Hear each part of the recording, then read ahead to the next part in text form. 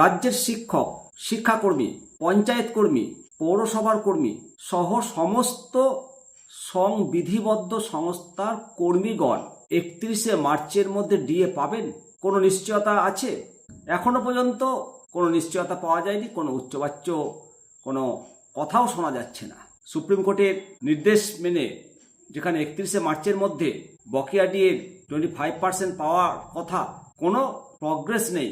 বিধানসভা নির্বাচন নির্ঘণ্ট ঘোষণার আগে 15 মার্চ ডিএ সংক্রান্ত বক্তব্য এক্স হ্যান্ডেলে পোস্ট করেছিলেন মাননীয় মুখ্যমন্ত্রী, এবং উনি জানিয়েছিলেন যে রাজ্যের সরকারি কর্মচারী, পেনশনভোগী, শিক্ষক শিক্ষিকা সহ সমস্ত সংবিধিবদ্ধ সংস্থার কর্মচারীগণ এই ডিএ পাওয়ার অধিকারী, তারা পাবে। কিন্তু এখনো পর্যন্ত ডিএর কোনো হিসেব আমরা পেলাম না, কোনো SMS আমরা পেলাম না। এটা আমাদেরকে ভাবাচ্ছে। তাহলে কি 31শে মার্চের মধ্যে আমরা ডিএটা পাবো না?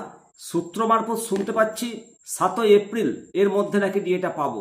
সেটা হলো তো মন্দের ভালো। আমরা কি ফেলনা? শিক্ষক সমাজ, পঞ্চায়েত কর্মী, পৌরসভার কর্মী ও সমস্ত স্বশাসিত সংস্থার কর্মচারীবৃন্দ, তাদের কি অধিকার নেই? তারা কি বানের জলে ভেসে এসেছে?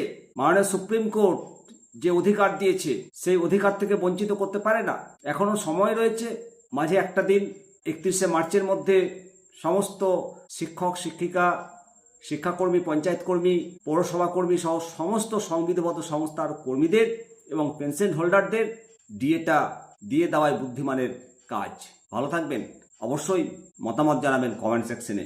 জয় হিন্দ, বন্দে মাতরম, ভারত মাতা কি জয়।